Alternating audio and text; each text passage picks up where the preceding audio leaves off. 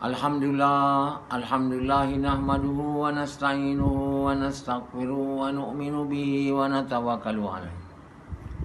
Wa na'udzu billahi min shururi anfusina wa min sayyiati a'malina. Man yahdihillahu fala mudilla lahu wa man yudlilhu fala hadiya lahu. Asyhadu an la ilaha illallah wa asyhadu anna Muhammadan abduhu wa rasuluh. Sallallahu alaihi wasallam tabaraka wa sallama tasliman kasiran kasira amma ba'd. Bismillahirrahmanirrahim. Wa man ahsanu qawlan mimman da'a ila Allah wa amila salihan wa qala innani minal muslimin.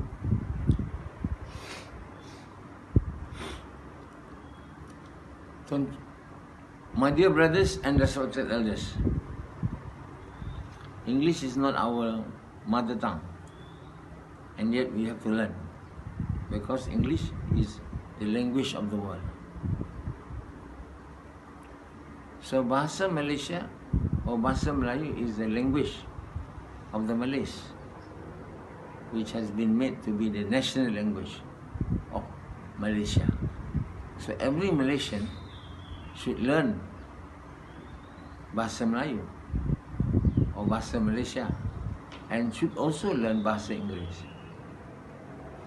Bahasa Melayu is the national language of Malaysia. English is the national language of the whole world.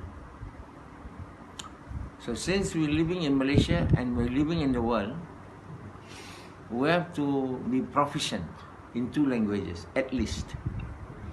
At least we should be proficient in two languages, which is Bahasa Melayu or Bahasa Malaysia, and Bahasa English. So these two languages has to be made compulsory to be learned at schools, so that all Malaysians will know Bahasa Melayu very well, and also the Bahasa English very well. Bahasa Melayu, so that he can or she can communicate, among Malaysians professionally, and Bahasa English for him, for her, to communicate with the rest of the world. So those who don't know English should think of learning English. So all other languages is subsidiary. It's not, it's not that important to learn. But if you're born Chinese, then of course you have to learn Chinese as an elective subject in schools. If you're an Indian, you can learn Tamil as an elective.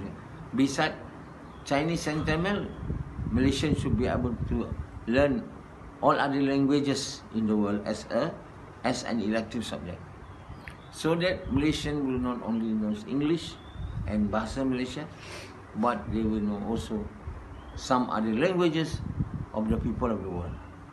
There are some big, some language are also spoken by millions, billions, like Chinese and Chinese Mandarin, and Urdu, and probably Hindi and French, Spanish. All that are among the major languages of the world, where there are many people who speak that language living in this world. So we should not say that English is a language of the kafir. That we should not learn English. There's no such things as the language of the kafir. And Arabic is the language of the believer. Allah doesn't make languages as such. We have called it like this. It's never been mentioned anywhere in the Quran that we should not learn English or other languages. All these languages are being taught to man by Allah. You know, Allah says we are the one who teach you how to speak. So we have to learn at least 2 languages in Malaysia, Bahasa Malaysia and Bahasa English. We should make those old people who doesn't know Bahasa Melayu and Bahasa English very well, we should encourage private school, especially teaching English or Bahasa Malaysia, and they should have night classes for those who are new to this country, you know, who've been very old, not having to learn the 2 languages when they were at schools. And some Chinese Malaysians who for a very long time have been living in Malaysia but never gone to schools to learn Bahasa Melayu and Bahasa English, so they know only Chinese. And it is unbecoming for a Malaysian to not to know Bahasa Melayu, because they are Malaysian. Why you don't know Bahasa Melayu? Why you should be given an identity card as a Malaysian when you don't know Bahasa Melayu? It should not be. It is unbecoming. So, but things are not being taken into, actions are not being taken to make sure all Malaysians must be able to speak Melayu and Bahasa English and Bahasa English. So we should regard all languages are nobles, not only Arabic language. Of course, when we die, all of us will be able to speak Arabic, because the language of communication in the hereafter will be Arabic. You know, you will not be asked with Bahasa Malaysia or Bahasa English, you will be asked with an Arabic language. But everybody don't need to learn Arabic. In the hereafter, everybody will be able to learn, to be able to speak Arabic. So, my dear brothers, the Quran was revealed in Arabic language. So many of us unable to understand the Quran, can read only. But even if we know Arabic, we cannot understand the Quran. And what more to practice it? If we do not know how to understand, if we're not able to understand the Quran, it means we're not able to practice the Quran. The order is to read the Quran, to understand it, and to practice. There are 3 orders on the Quran. It's not only the order to read the Quran, but it's also the order to understand the Quran and to practice. The first order, to recite the Quran or to read the Quran, can be done by anybody, you know, who has Iman or who don't have Iman. Even non-Muslim be able to recite the Quran. They don't need to become a believer. They don't need to recite the kalimah. Without having to recite the kalimah, they will be able. So they will be able to recite the Quran. So we shouldn't think that once we are able to recite the Quran, we are already person who have recited the kalimah, or we are orang Islam. In order to become orang Islam, not a believer, we have to recite the kalimah with no exception to anyone. But we can recite the Quran in Arabic, even though we don't know Arabic. We can recite it with with tajweed, with correct pronunciation, even though we don't know Arabic. So all Malays, you know, in this country, and also Indians, they don't know Arabic, but they can read Quran very well. The Arab people, once they hear Malay reciting the Quran, they will astonished. They are astonished to find out that these Malays do not know Arabic, yet can recite the Quran very fluently and very nicely. They become top in the world.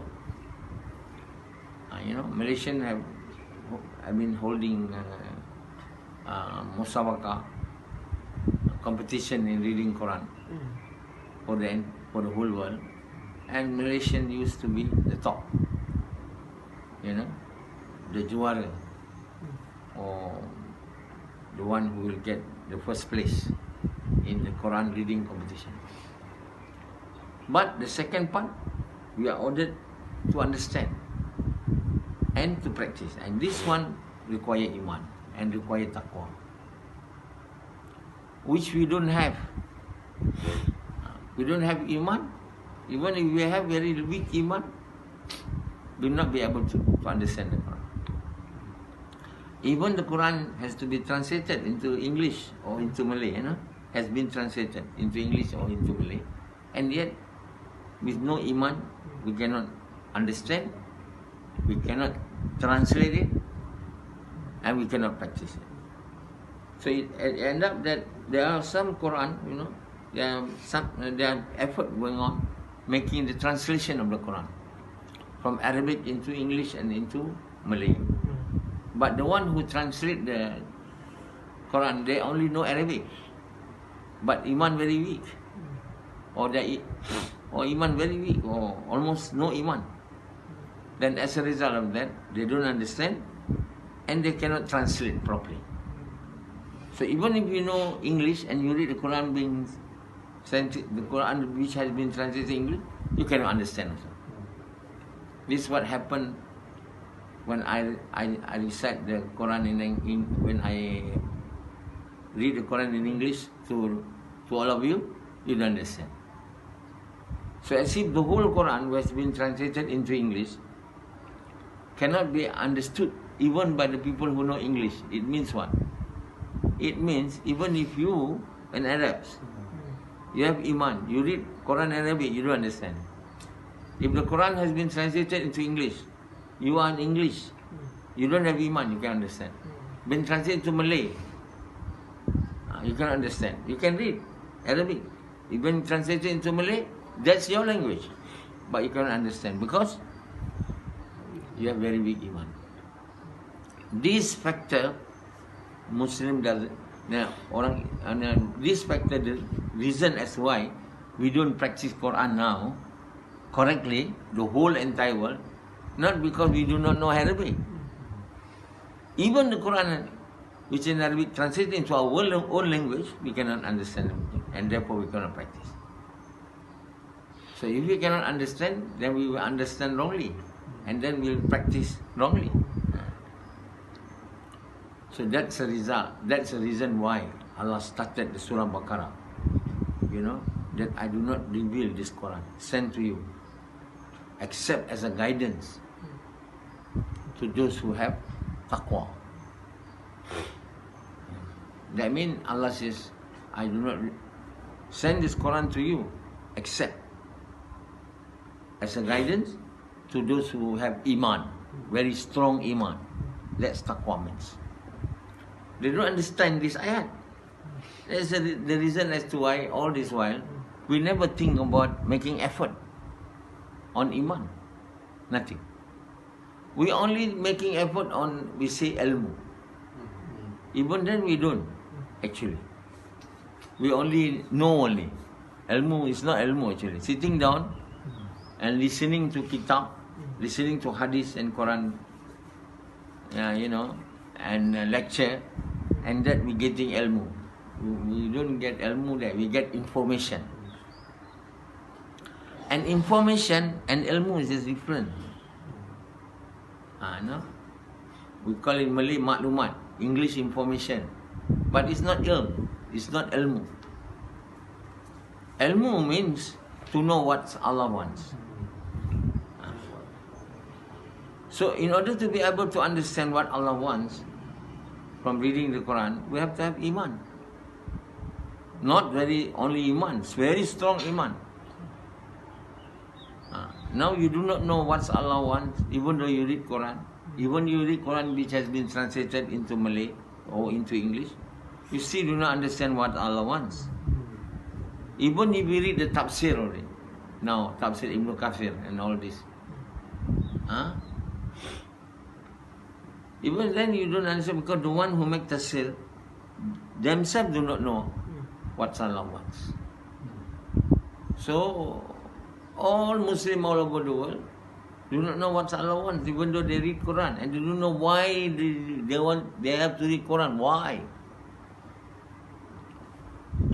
Other than to recite, they don't know what's other purpose that I should read Quran. Actually, Allah revealed the Quran so that we know what He wants, so that we get ilm. We cannot translate into knowledge. Knowledge is equal to information. Ilm is word by itself. Ilmu is knowing what Allah wants. And to do according to what Allah wants, we have to know hadith.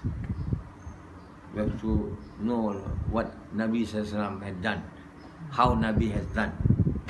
And that is hadith.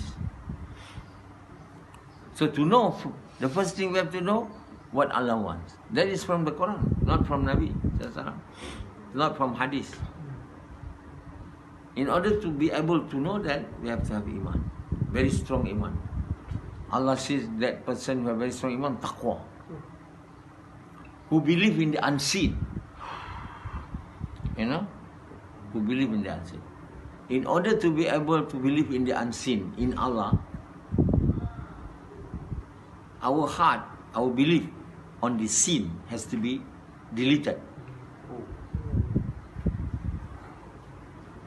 That means our belief on the seen, on the visible, should be negated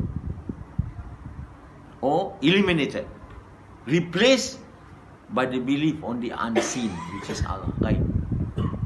But what happened? Our hearts are still believe in the visible things, unable to believe in the invisible thing, which is Allah. So when we read Quran, we do not know what's the invisible ones. That is what Allah wants. And as a result, we just read Quran. Whole entire world only reading Quran. And we, have understood that the order of Allah on the Quran is only to read. So everybody is reading the Quran lah, the good one lah.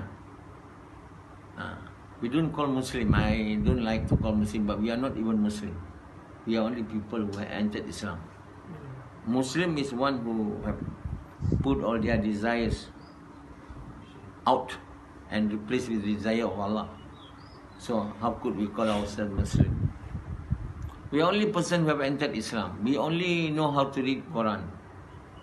Nothing more than that. And the whole world is consisting of people who have entered Islam.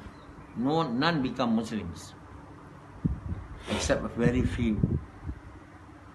So, we do not know what Allah wants. Then, we read Quran, that's all.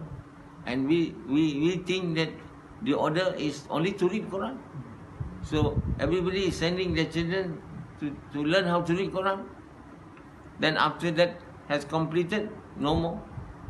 We will not look at the Quran. We will go for dunya. So then now they say we have to memorize the Quran. Reading the Quran and memorize the Quran is the same thing. It's also reading. Except become Hafiz or Hafiza is to be able to read Quran without seeing the Quran. That's all. Another one is to read the Quran looking at the Quran.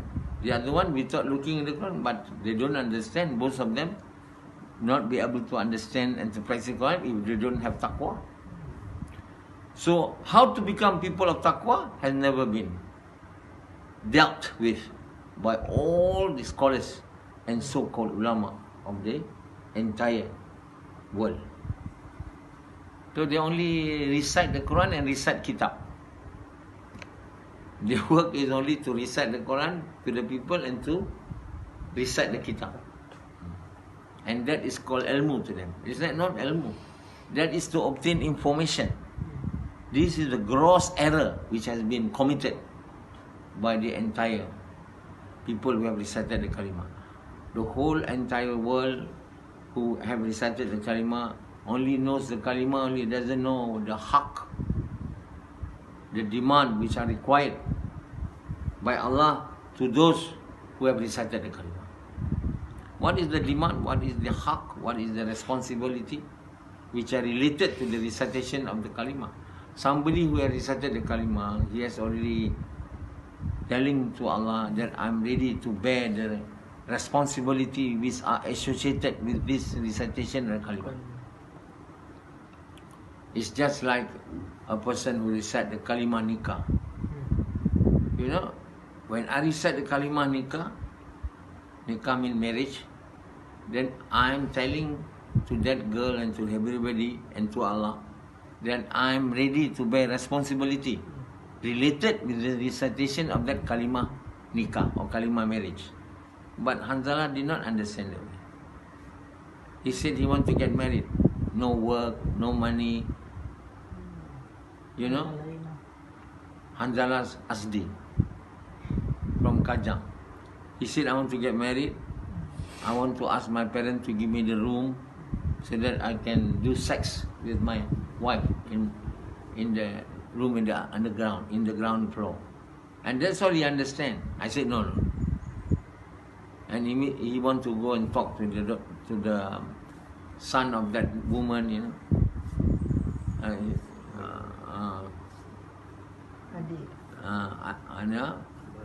I said, where are you going? Oh, making discussion. Immediately you want to take action. I said, you don't have a work, you don't have a salary. You think marriage is only that? As many people think. Not only Hanzalah. They only want to get married like Rashidi. No money, no work. Not ability, not having no capability to rent even a house. How can you get married? You can't even rent a house for her. Bring food. Then you are only married and having sins.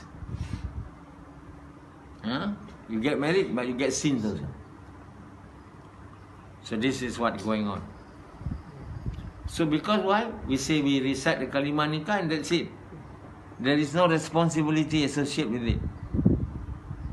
The same thing we recite the kalimah, Asyhadu an la ilaha illallah wa asyhadu anna Muhammad Rasulullah. I bear witness there's no God except Allah and Muhammad is Rasulullah. That's all. There's no obligation, there's no responsibility associated with the recitation of the great kalimah.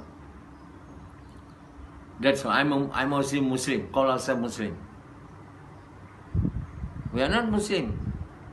We are only a person who have entered Islam, who accepted Islam as a religion. But Iman has never entered into our heart yet. And Iman yet to enter into our heart.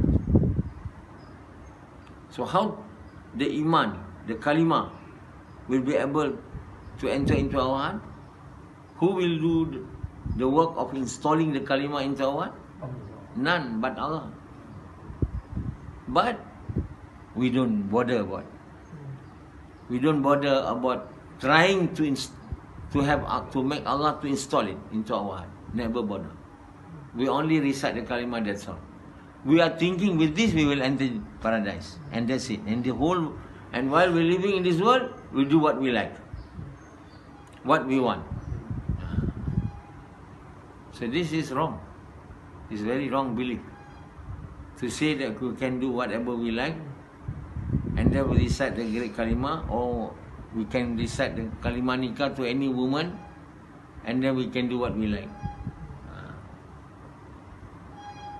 Rashidi shouldn't have married actually, because he's not able to provide a house for his wife, kids. Until now he doesn't have a house. Understand? Cannot rent a house. How can he get married? But because he really want to get married, 15,000 mahar. What they call mahar? Dowry. Dowry also not English language. Given by his parents as Rashidi. So he get married lah. Kenduri, all being done by his parents. His parents only got 2 sons. One son is a teacher, and the other one is jobless, Rashidi. So she shouldn't get married. I told him already, but he's so eager to get married because he wants to do, he says, halal sexual intercourse. That's all. He understands marriage is. Marriage means to make sexual intercourse, that's all. We also understand to recite the kalima, we are person who have entered Islam and then we get Jalan. We go to paradise. What a very wrong understanding. Very wrong. It's all because we follow our nafs, our desires. We don't follow the wishes of Allah. Desire is just to eat, drinks, moving here and there, and looking at mountains, looking at their roads, and then making sex. That's all we want. We don't really want to work also, to earn money. But we are forced to work. So we go and working. We go working so that we earn money, so that we can enjoy. Because everything need money. You have to rent a house, buy a house, a car, anything. To enable us to enjoy this world, we need money, and money we need to work. That's why we work. But to work, in order to have iman, and we say, I'm not ready. Because there is no use to have iman in this world. With iman, I can never get car, we can never get house, never get food.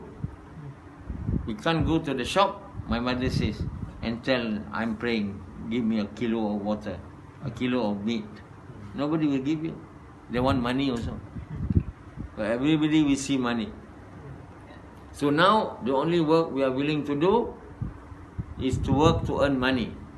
Other work, particularly to work to earn iman, we are not willing to do at all. So we will regret over our decision not to do this work of earning iman. We will regret the fact that in this world, we only be willing to work to earn money. That's all. The rest, I will sleep. Enjoy myself, eating, and drinking, visiting, sightseeing, having sex. And then I will die. Then then what happened? Oh, there's no life after death. We only become bones and dust. And that's what we intend to have. Because we say, I do what I like in this world, nothing will be questioned. There's no God. There is no God who will ask me. So that's why we start to make ourselves happy by saying there's no God and become atheists. And there is no this, there's no nothing, and we only become dust and bones. What you say is not true. It has not been told in any revelation of Allah, or from any books also. It's only your whims and fancy that there is no life after death. So there is a life after death. There is God. There is no God except Allah. Only one God. You have to recite the kalima. You have to make work, make effort, so that the kalima will enter into the heart, to the level which Allah is pleased, so that you can obey the orders of Allah, the way Allah does, with the intention to please Allah until Allah is pleased with you. When Allah is pleased with you, then not only in the life hereafter you will be made to enter paradise, even in this world you will be given peace and comfort and peace of mind and happy life. Happy doesn't mean to have money. People say happy is you are thankful to what you have been given. No. Happiness is not given, it's given by Allah. Allah given to those who Allah given to the people happiness when Allah love him or her, and I will love him or her when that person, he or she, obey Allah Ta'ala. If we don't obey Allah, we are only thankful only for what Allah has given, we will not get happiness. We think that we are happy, but we are not happy. Only thinking. We will not have peace and happiness in this world. Peace and happiness is not obtained, from anything. But Allah will give peace and happiness. If we don't, Allah will give a worry to us. In this world we have worry and sadness, and in the hereafter we will be thrown into the hellfire, where we will be only sadness and unhappiness. So we must be ready to die and to be asked. For that we have to prepare. We have to make our iman strong. Allah will make our iman strong when we obey His orders in the way shown by Prophet ﷺ with the intention. First we have to do the work of dawah. After reciting the kalimah, we have to do the work, inviting people to good, forbidding people from evil, in the way shown by Prophet ﷺ, with the intention to please Allah until Allah is pleased. We have to do that first. Once we do that, only we have to obtain, Allah will give us iman. With the iman, we can obey Allah's orders in the way Allah likes, with the intention to please Allah. Okay, guys.